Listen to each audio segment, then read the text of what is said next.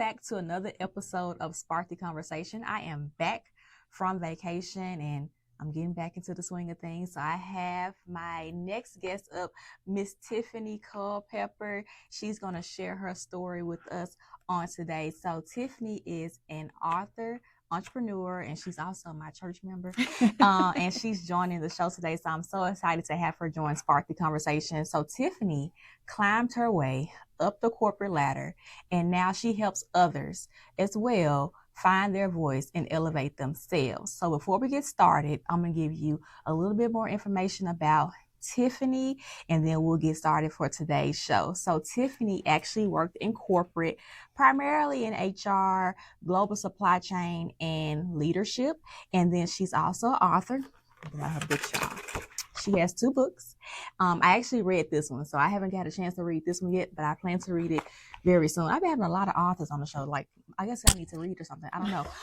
So her book is called Diversify Your Skills, like you diversify your stocks, and then Changing Mindset, empowering women, eliminating negative thoughts, and living in positivity. And then she's also a transformational speaker. She helps with business strategy, teaches people how to advance up the corporate ladder, and she's also a skill developer. So, like I said, Tiffanie helps people advance their way up the corporate ladder.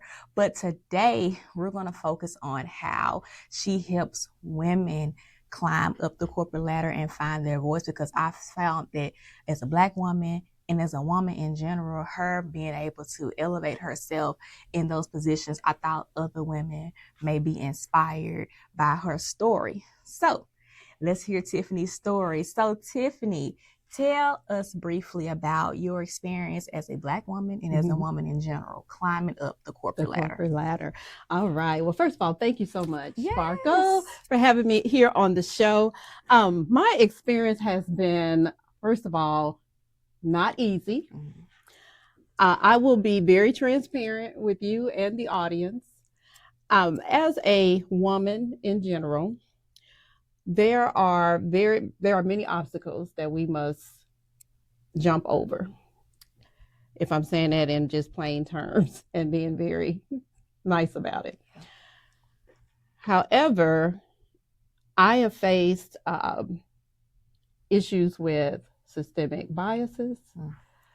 I have been held back from promotions that I deserved, and I have been overlooked for promotions. I've been promised promotions and didn't receive them. And it became a point where I said, you know what? I need to change the way that I think, change my mindset, and address this issue. I'm gonna go back just a little bit, if I may. Okay. So I wrote the book, Diversify Your Skills Like You Diversify Your Stocks, because diversification of skills seemed to be initially what we kind of lacked, having a diversified portfolio, if you will, of skills. As a woman in corporate America, as I mentioned, almost 30 years in corporate America, so I'm dating myself here, I'm the Sparkle. That's okay. Almost 30 years, but 26 plus years. I started out in corporate, and I'm going to go back a little bit before I even get to corporate, because I want women to understand just how, I guess, difficult my path was, and now why I decided to do what I do today. Okay. So I actually attended Memphis State. Oh. It was, notice I said Memphis State. Right, it's now University of Memphis. It is now the University of Memphis. That's how long ago it has been. Yeah. However, I walked with the class of 1994. Notice I said walked with the class. I didn't graduate. I didn't graduate because I failed a class. So I had to go back, and I was so ashamed and so just, you know how you have something in mind, and then you have a goal, and then you don't reach it. Yeah. Well, I'm a failed college student, but I went back and I graduated in 1996. So my degree actually says the University of Memphis, because the last class of Memphis State was 94. So I graduated with my bachelor's in 1996, business finance. And I said, okay, so I graduated there. I got my first leadership role basically right out of college. That's rare. That's very rare. However, even in a leadership role right out of college, I had where there was doubt whether or not I was able to do the role. So I faced a lot of being left out. I was not included. I ran at this time I was in property management, and I managed about 250,000 square feet of commercial property across Memphis. And when I managed that property, commercial property across Memphis, one of the buildings that I managed was the Memphis Professional Building. And in that building, you have a lot of very high-level individuals, doctors, and people in the C-suite. And the C-suite, for those who don't know, are those positions: CFO, Chief Financial Officer, CEO, Chief Executive Officer, CLO, Chief Learning Officers. And so they were on that level. At this time, I'm probably about maybe 23, 26, somewhere along there. And I'm like, oh my goodness, how do I do this? I had direct reports at the time, and I had the support staff reporting to me. I learned a lot because at that time, I'm still trying to figure out who I am as a leader. Yeah. So I didn't really know. I did something called, some of you may be familiar with that, called code switching. And that's when you're a little different at work. And I would answer the phone, corporate real estate, how may I help you? Had to put the professional voice on. And people just say, oh, that doesn't even sound like you. Yeah. But I had to change a little bit. And I wouldn't say change or adapt. So it was a lot of adaptation at that time. So I managed to do fairly well there. 3 years, thought I did okay. I went into corporate, which was this? This was supply chain. So and that's when I went into supply chain. I did a lot of HR projects and performance. I'm running things, I'm leading things.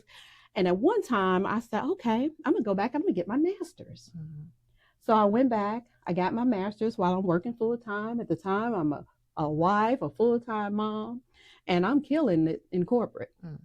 And I had people that was, oh my goodness, you're doing great. They're rooting me on. And one thing that I found was I was doing this in corporate. I was climbing the ladder, right? Yeah. And all of a sudden it stopped and I plateaued. And I'm like, what is going on? I can't seem to break through this, right? And so I had a SVP at the time. No, she was a VP at the time.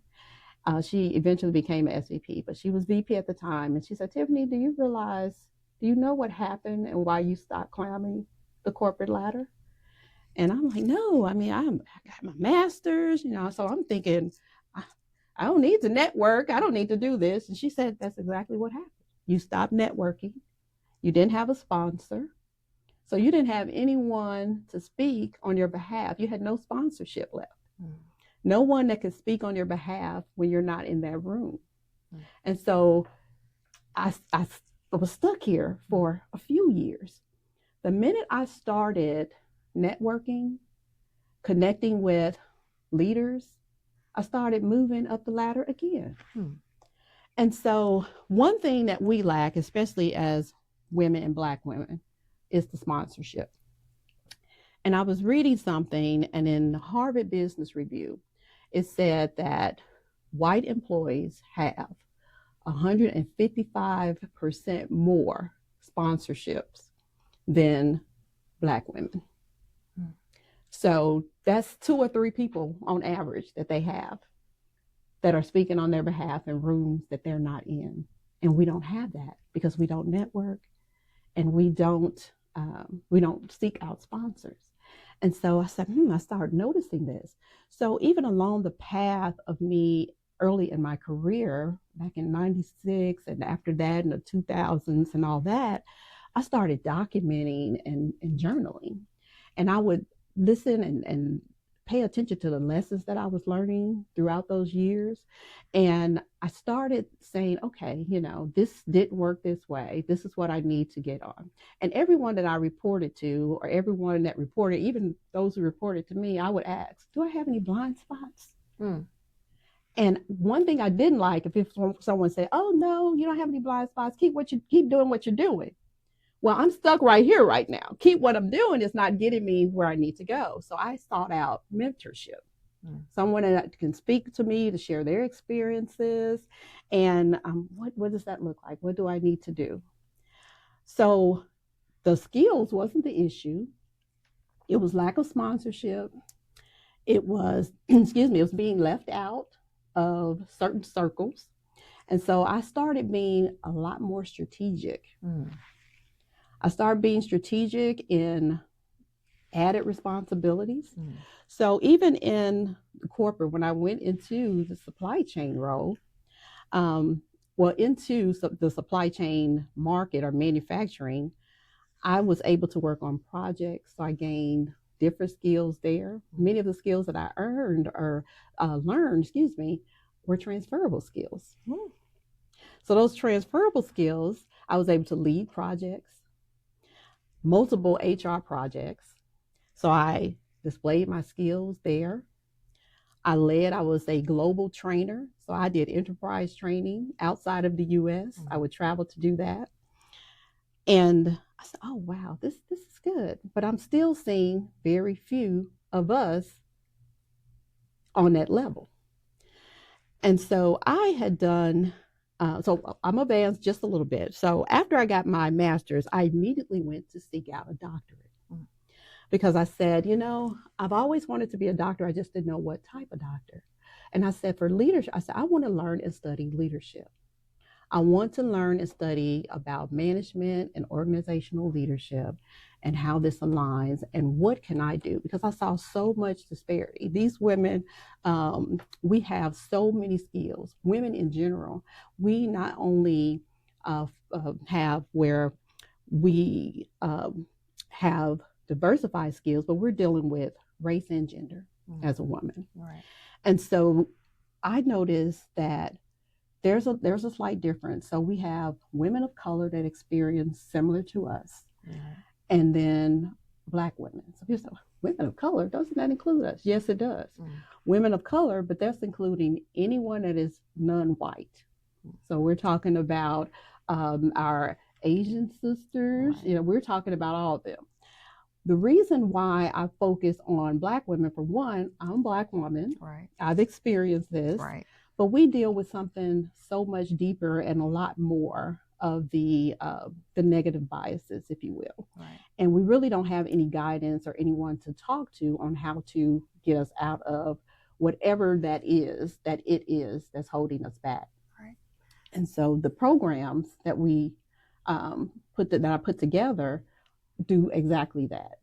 Kind of focus on our strategic agility, self-mastery. Everything I'm focusing on has that foundation: self-mastery, strategic agility, relational intelligence, and then wanting to be a resilient leader, because that resiliency is what's going to help you push through all of that and then give you the voice that you need and the confidence as you go along. I love it. And you touched on your voice, and that's exactly what I want to go into for this next segment, because eventually you found your voice. I did. And I think as women and Black women in general, when we are kind of hesitant to speak up, especially when we want to progress, because we don't know how it's going to be perceived. I went to a Women in Leadership conference actually here at the University of Memphis, and it taught me a lot about, how we should take that chance and ask for those salary increases, or, hey, I want to reevaluate my salary, or no, I want a little bit more than what you're offering me, because oftentimes we just take, what we're offered. That's right. As a woman, because it's like we don't get the same, I don't want to say, well, you can say the same respect or the same treatment as men, especially in certain fields. And so I want to dive into when did you find your voice? And then when you found your voice, how did people react to that when you found it, and then we're going to dive into how you help other women find their voice. So Okay. let's get that. Okay, so how I found my voice. So it was through all those experiences, all those setbacks that I mentioned a little bit earlier, right? The failed, being a failed college student. That something sparked in me. No pun intended. Okay, hello. Something sparked in me. It really did. Yeah. And I said, wow, what can I learn from this? Then I mentioned I was a full-time mom, full-time wife. I went through divorce after 20-some years. It's like, oh my goodness, I'm going through those emotions. What do I do here? How do I channel those negative thoughts? I wrote Changing Mindset, Empowering Women. Let me tell you about changing mindsets. It's so good. Like, it is so good. Like, thank you. Again, I have a lot of authors so far, and they're changing mindset. It definitely, no pun intended, changed my mindset. Like, it's really good because it goes into that deep dive. Yeah. And again, I am not going to tell you about the book because you're going to buy the book. But it's so good. But let me finish. And it's very practical. It is. It is so easy to understand. And that was the point of it. Let's make it simple. But I found my voice when I decided to use everything that was thrown at me that was negative. The we're going to promote you, but then I don't see the promotion. Or I'm in a meeting and I add value. Someone else repeated, and it's the best thing since life. It may not be at that moment, but then someone else is getting credit for something I say. Right. So the way I found my voice is that I started using power words. Okay. So this is very important for women, especially women of color. For one, you mentioned about the salary and how we are related or how we get paid as compared to men. We make 63 cents on every dollar that they make. We may have more skill sets. Right. We deal with so much. And so the way I found my voice is that I said, I'm going to channel everything that is negative, and I'm going to make it work for me. Meaning, when I started out as a leader and not getting the respect, I said, you know what? No one's going to give you respect. You have to earn it. So what's the best way to earn it? So I go back to the power words. So the way I found my voice is I started using power words. And this is one thing that we women don't do. What I mean by power words, and I was even working on this. I did another sit down meeting with someone else, and I kept saying, I think, and I would catch myself because I'm changing my mindset. Right. And the power words, we do not need to say, I think. The word that you would substitute instead of I think is, my recommendation is. Don't say, may I say blah, blah, blah. No, be forceful. And it's in the words that you use. Right. Don't say I'm sorry. A lot of times we say, what do you mean by that? We say I apologize. But the thing is, don't use words that minimize your power or your authority. Oh, I like that. And so when I learned to start doing that, and I learned all these skills, and I started practicing them and doing them over and over and over again, and I got good at it.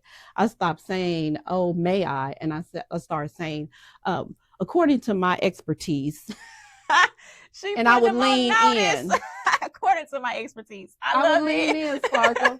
Because this is the way we need to look at it as women, especially Black women. Yes. When you are at the table, when you are invited to the boardroom or whatever table it is, you deserve to be there. So let your voice be heard. Yes. We used to say, silence, I'm going to be protected. I'm not going to speak up. I'm going to minimize that. I don't want to rock any boats. Right. No, speak up, say it with authority, and just be heard. And I did minimize it early on in my career when I was younger because I didn't know. But once I started studying leadership, and how I can empower others. And I started sharing experiences. I got mentors. I have many today, coaches, and sponsors. So I myself start mentoring women, and mentorship is basically us having a conversation and me sharing my experiences. When I coach in my coaching programs, I have a 6-week coaching program, and we're deep diving into exactly specific things you do. And my books have their practical application. I just don't tell you to do this. I show you the steps on how to do it. And that's what we're lacking. And so I found my voice by studying and doing things that I know that could uplift other women. I did a study, Sparkle, this was back in 2012 for my doctor. And that study said that it's less than 1.4% of Black women in those C-suite positions, VP, SVP higher, those C-suites, chief or whatever. And I research now, and we're still less than 2%. And it's because we don't have mentors, we don't have coaches, we don't have sponsors. We're not using our power words. We're not speaking up. When you acquire skills, it's okay to not be the strongest one in that skill, but anything that is a strength, lean on the strength. I minimize weaknesses. We all have them. I don't focus on my weaknesses. I focus on my strengths, because that's where I can come from, a place of power or authority, and I'm confident in that. And when I speak, I'm going to be heard and listened to. Not just heard, but they're going to listen to what I'm saying, because for one, I'm going to add value. And so finding my voice at that point was being able to articulate not just the skills, not just show them. You have to also produce. And even then, I'm going to say this, I had to be strategic, because I was doing so well that I was running an entire early career development program for a Fortune 500 organization. And they said, okay, well, we're going to let you run this other full time, and we want you over recruiting. So you bring them in, you go ahead and train them. So I had 2 full-time roles, no compensation for the extra full-time role. Don't get me wrong. I was nicely paid, but you say 2, you were paying a full 6-figure salary to someone that left this role. I probably got a portion of that. So how do you think that made me feel? Not good. That's okay. I'm going to rock this. One thing that I have to say though, coming up the corporate ladder, and women, we have got to do better, especially as Black women. I took over from a white female who was actually retiring from that role. And I worked with her as like the program lead at the time. She was the manager over the program. She was ready to retire. I was in the role, was doing very well, basically doing exactly what she was doing, but in addition to some of the admin work and everything to kind of get everything organized. And when she decided to retire, SVP, and unfortunately it was a Black male, doubted that I could do the position. And he said, do you think Tiffanie is ready? And she knew, she worked closely with me. So she was like a coach, a mentor, and she kind of saw, so she was a sponsor. She spoke on my behalf. Absolutely, she's ready. And when I said I was ready, I rocked it, saving them 46% on a budget that I cut. Wow. I'm trained over 150 people per year, develop their early career talent, and I saw several of them advance the corporate ladder. So I'm like a big mama bear, leadership bear. Wow. I'm like, wow, I'm just proud. Look at them go. And I say this, that a lot of women that are even in the manager director role, they're not even in the C-suite. They don't want to help, because there's plenty of room at the table. Plenty of room at the table. Yeah. And we don't want to reach back. And so I said, if I ever get in a position where I know that I can help someone, empower them, give them hope, give them the skills or what have you, that's what I'm going to do. So early on, as I'm trying to figure out who I am and what I want to be, I said, what is my purpose? What is my purpose, Lord? And he basically said, your purpose is to empower other women as make sure you're reaching back. But if you see a sister or another woman or what have you, and she needs a skill or she's lacking something, please share that. I love it because she empowering me. She don't understand. Like I'm inspired. I'm just, Oh, well, thank you. So now you climbed up the corporate ladder. Now you're an entrepreneur. Mm-hmm. There are some women that want to do the same. I have a regular job, y'all, but this is like my little side thing that I do. So I guess I'm an aspiring entrepreneur. Podcast. Okay. Yeah, you can say that. Okay. So what advice would you give someone who's in corporate or just in those type of leadership roles? Because I'm not in corporate, I'm in higher ed, but Mm-hmm. roles are roles because Right. you have the same situations going on in different places. Mm-hmm. What advice would you give someone who's did all those things? They feel empowered. They used power. Now they've gained all those skills. Now they're ready to step out on their own. Mm-hmm. What advice would you give someone who is stepping out into their entrepreneurship role Mm-hmm. or has already stepped out into their entrepreneurship role? All right. So you ready for this? I'm going to ready. tell you like I tell everyone. And this is a saying as well. For one, I do everything with excellence or I don't do it at all. Mm-hmm. Another one is when you asked about what did it take and what does it take Mm-hmm. to go from corporate to entrepreneurship or any other venture? Mm-hmm. Okay, for one, let your voice be heard. How are we doing that? For one, podcast. Right. See, aspiring. Podcast. Truly. Your voice is being heard. You are empowering other women, other individuals, other men just by having a podcast where you share your knowledge, share your experience, and share the knowledge and experience of others. So through podcasts, through speaking engagements, practice speaking engagements. If you're having issues and you don't feel comfortable public speaking, speak in meetings. Just start very small. Come see me. I do speaking. I teach you how to public speak, and I have a whole program. I just wrote for someone else, a coach program. Anyway. Shameless plug right there. No, sorry. You can take that out. No, we're not going come on. But no, seriously, podcast writing, people who are writing, authoring books. If you don't even want to author and self-publish or what have you, journal. I journaled from 1996 up to this day. I can tell you everything. If you ask me where was I and what did I do, what experience did I have in 2013, 2016, 2020, 21, 20, I can tell you. Because I'm jotting those down. Not only jotting those down, but I am learning from the experiences. Not just the negative ones, the positive ones as well. Because remember, we're going to continue to build on our strengths and minimize our weaknesses, meaning we're never going to be, nobody's perfect. So we're always going to have weaknesses. So you identify them.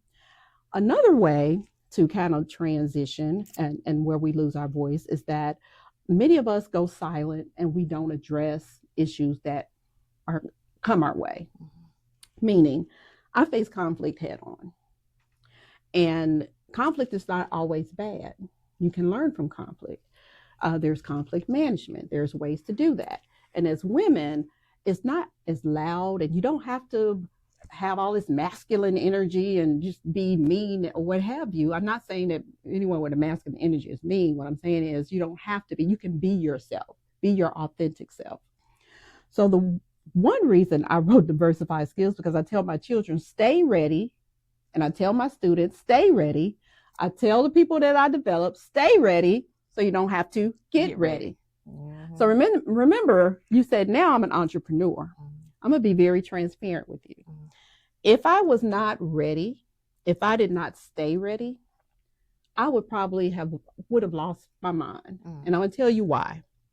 So after serving in corporate America, in one organization for 23 years, we had a reorg, and they decided to disband my entire department. Mm.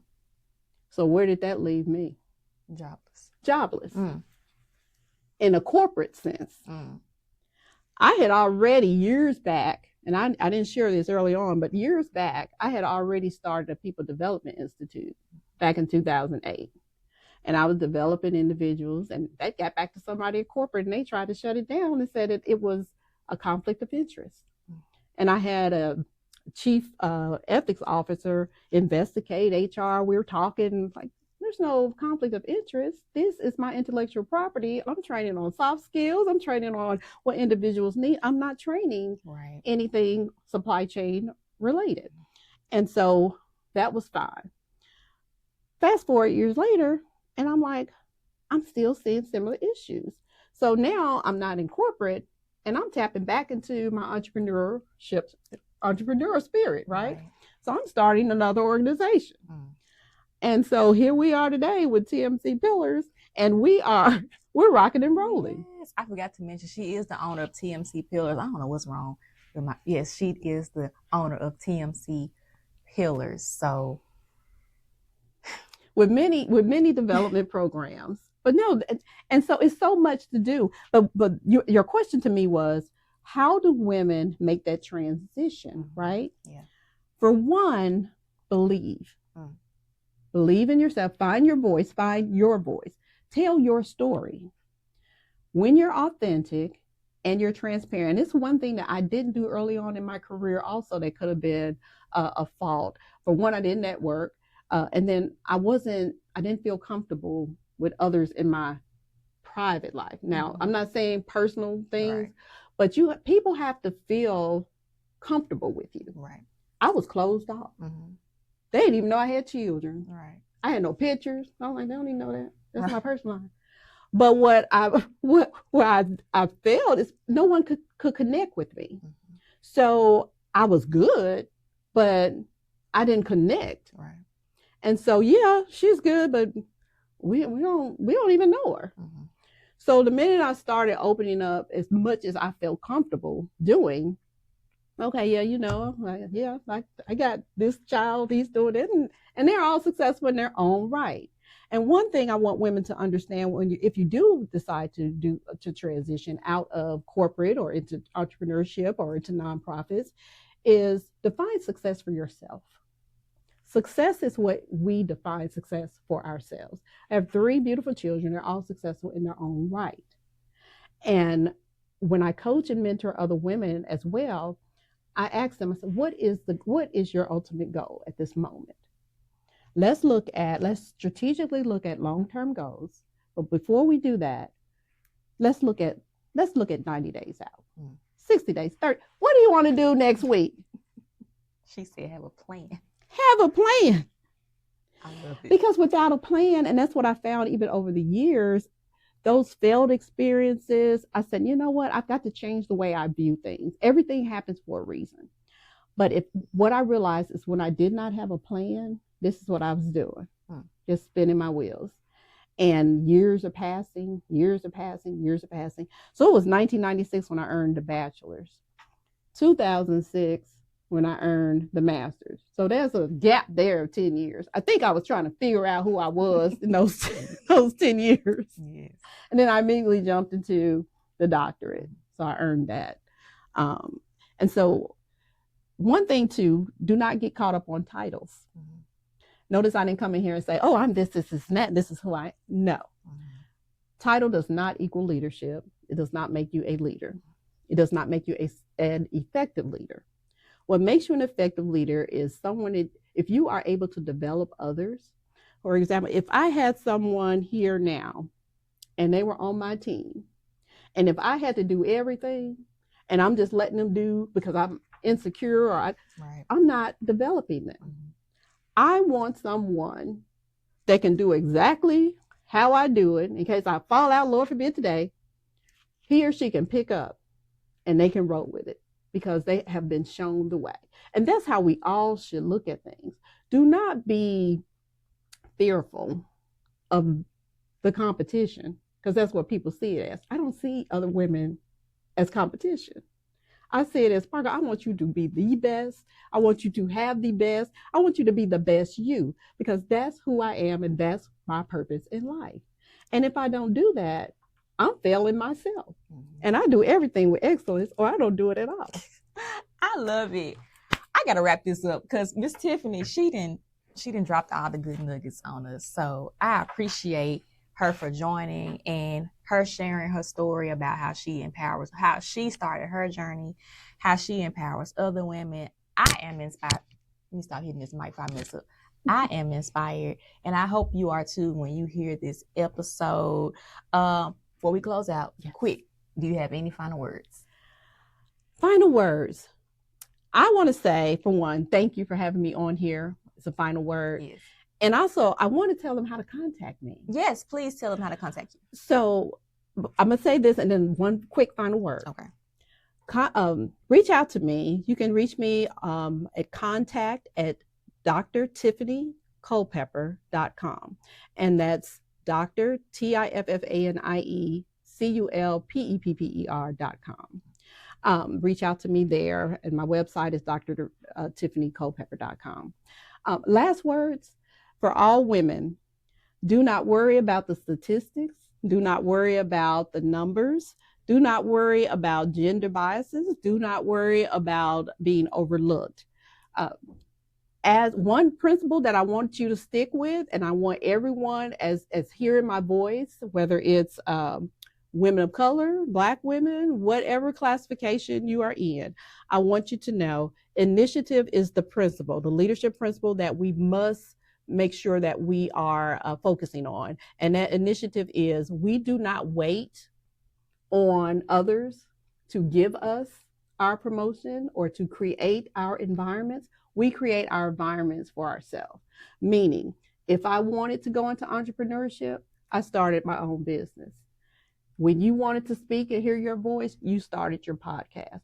Take initiative, take action, and do it for you. Leaders don't wait for things to happen. We make them happen. Make it happen. Thank you for joining me on Spark the Conversation. This episode will be posted on my YouTube channel, and I'm also on YouTube Music. So subscribe to not subscribe to my page because it's going to be on YouTube, but I'm also on YouTube Music. Follow me on Instagram at spark_the convo, and you can also follow my Facebook page as well, Spark the Conversation. I will be back next week. See you all then.